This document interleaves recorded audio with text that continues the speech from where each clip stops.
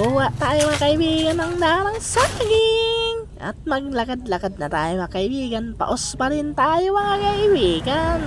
Kaya sabi sa Bicol, gagos mo ako.